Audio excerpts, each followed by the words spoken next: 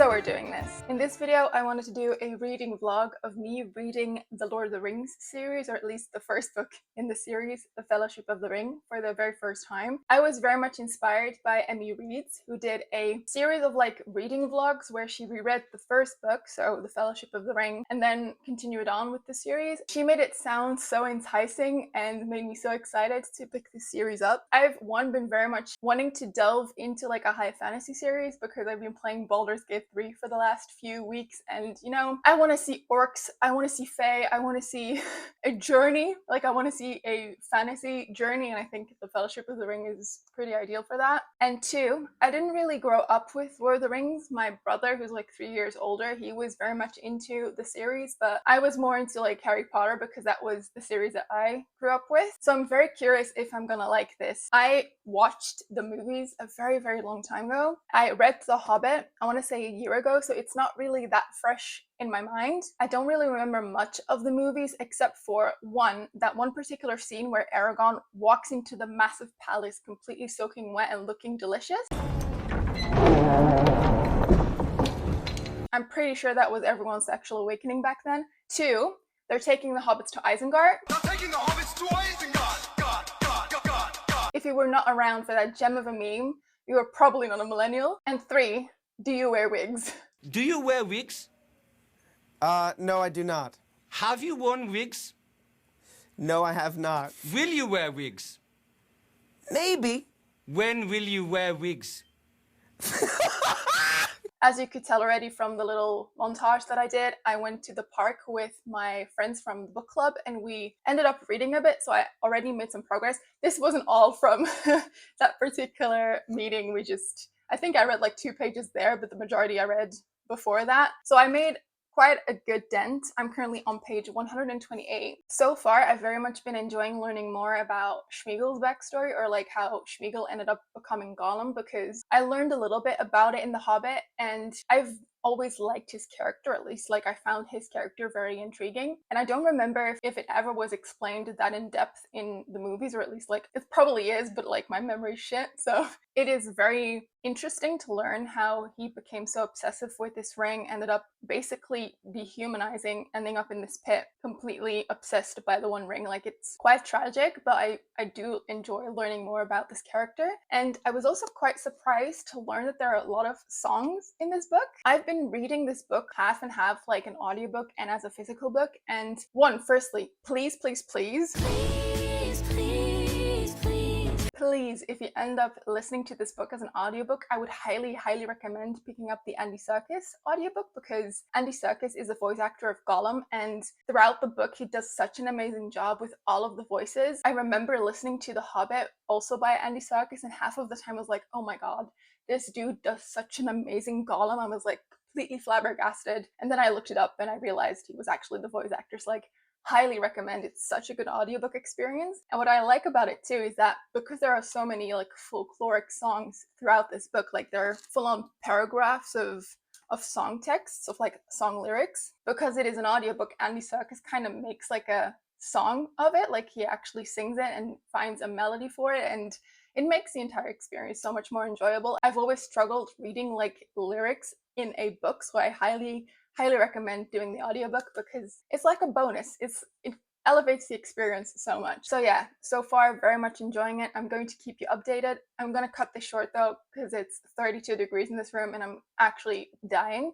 So I'll see you in my next update. Hi, as you may be able to tell from my haircut or the outfit that I'm wearing, we're no longer in the same season as the previous clip. I'm pretty sure that in the last clip I was complaining about the heat because it was 30 degrees outside. Well, it is now 15 degrees outside. The leaves are turning, the rain is raining, and fall has entered the chat. And I'm very sorry, but I've just not really been able to film over the past few weeks. I have been reading though, but I've just not really been able to film. But I'm here with my update. I'm now 2/3 of the way through the book, and I have some thoughts, I have some opinions. To kind of give you an idea of where I'm at in the storyline, so the hobbits left the Shire and they basically crossed half of the map, met a lot of people, and they're now in Rivendell to discuss what the hell they're going to do with this bloody ring. They're talking to Gandalf, to the leader of the dwarves, to Aragorn, like all of the big characters, and they're discussing what the game plan is. What are we doing? What's the 101? Like, we need a plan here. I'm going to be comparing the book a lot with the movie because that is like the only reference that I have. What I remember from the first film is that the journey of the hobbits going to Rivendell took way longer in the books than it does in the movie. I'm pretty sure that it might be like the first third of the film. Whereas in the book, it is like almost more than half of the book, like the journey with the hobbits and all of the people that they meet, the adventures that they have on their own. Like, it is way longer than it is in the film, from what I remember. Aside from that too, there are characters in that part that are just not even present in the film.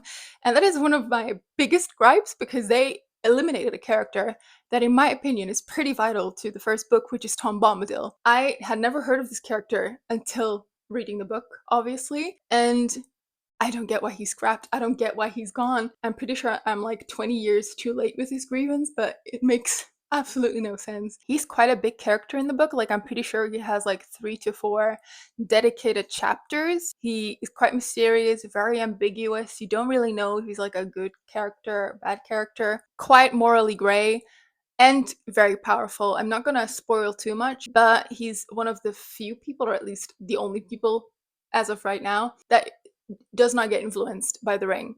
So he's pretty powerful in that sense. He's so powerful so that even when they're discussing what to do with the ring in Rivendell, one of the characters even suggests to ask Tom Bombadil for help because they know that he's not really influenced by the ring, or it doesn't really affect him that much. I don't get why he was scrapped. I don't get why he's no longer part of the movies. He seems pretty vital to me, but you know, the films have been made. There is not much I can do about it. But yeah, I thought that was quite interesting. Aside from that, I'm like pleasantly surprised by how Tolkien represents masculinity amongst the hobbits. I don't really know much about the other male cast yet, but like the hobbits are such a positive representation of masculinity. They have a very close-knit friendship, specifically Frodo and Sam, although I'm pretty sure like it's quite queer-coded. It's such a healthy representation of a friendship or relationship between two men. The way that the hobbits talk amongst each other and are able to express their emotions and their feelings and communicate it in such a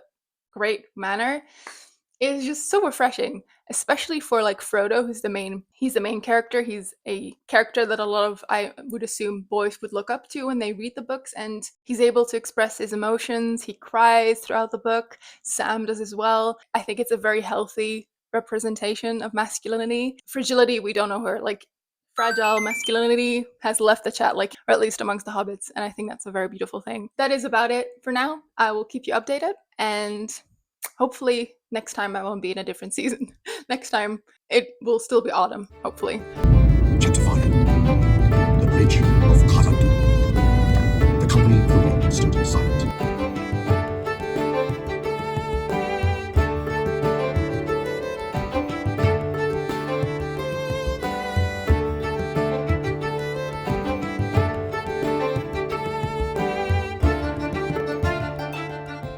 You know what I'm actually the most shocked about reading The Fellowship of the Ring is that Gandalf actually says Maurice? It is that Gandalf actually says you cannot pass instead of you shall not pass. You shall not pass! I am honestly so disillusioned. Maurice?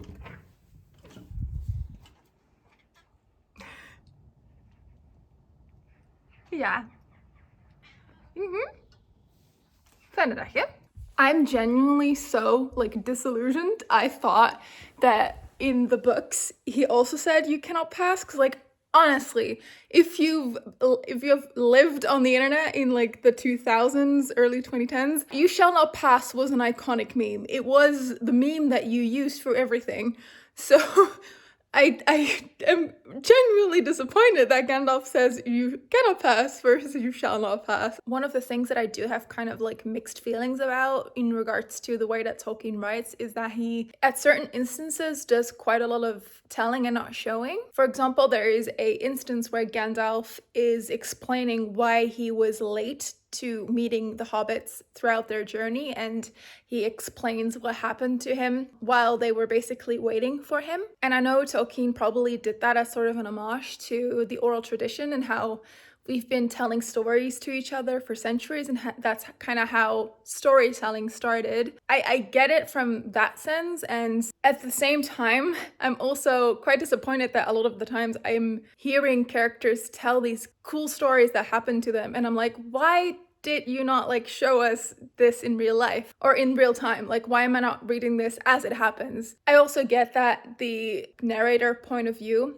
very much is linked to Frodo and the Hobbit, so maybe if Tolkien had decided to do like more of an omniscient narrator or something along those lines, we could have seen those things happen in real time. It does kind of disappoint me. I'm like, oh, I would have loved to see Gandalf battle some baddies. Like, I would have loved to read that in real life, or in real time. But yeah, that is, I guess, just how it's gonna be. Maybe it'll get better throughout the series, but that was one thing that was like, I don't know, don't really like that.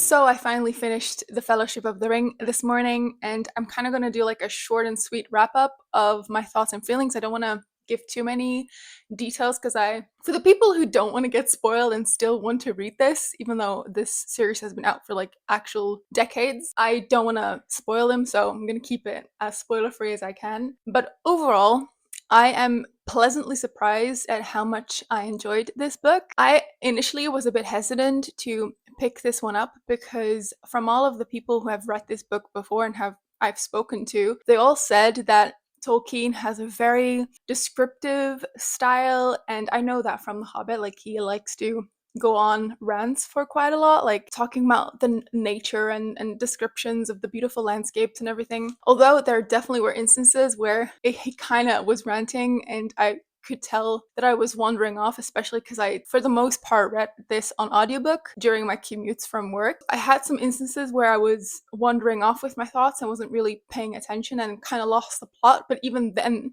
I thought it was going to happen way more. So I'm pretty like surprised at how invested this book kept me. Aside from that too, I have to give Tolkien so much credit for being a masterful world builder. I know that this is not news for anyone who has read Tolkien. If you want to become a writer and you put like 10% of the amount of effort that Tolkien puts into his world building into your fantasy, you're like well on your way to become like a best-selling author. Like Tolkien's world building is genuinely on another level, and I think only a few other authors come close to what he does, like maybe J.R.R. Martin and Brandon Sanderson, but for the most part, Tolkien is like the only guy that is that in depth with his stories. In addition to, like I said, I've read The Hobbit before, and now I've read The Fellowship of the Ring. I've barely scraped the surface of Tolkien's universe. Like I feel like I barely know anything about what his like Lord of the Rings universe entails. That goes to show how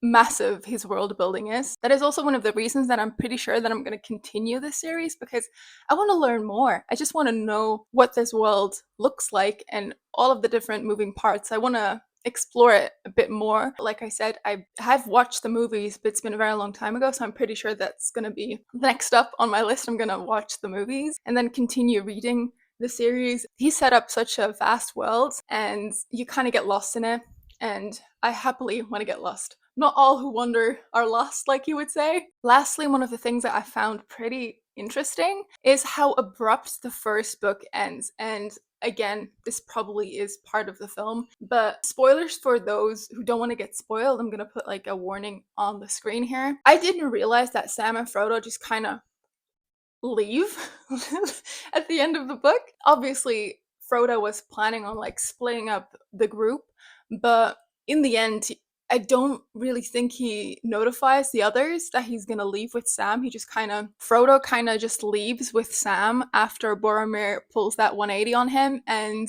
they don't really tell the others that they're gonna leave. And I'm like, how does it feel to be part of the rest of the group and realizing that they left without telling them? I would be pretty offended. I don't know how the second book starts, but I want to know how they react to this situation. Very curious how this continues in the second book. I'm gonna wrap this vlog up, but I'm very curious if you have ever read any of the Lord of the Rings novels, or if you've continued on with the films and the series, and what your thoughts are. And in case you like my videos and you want to see more, I would love it if you subscribed and liked this video so I know that you want to see more.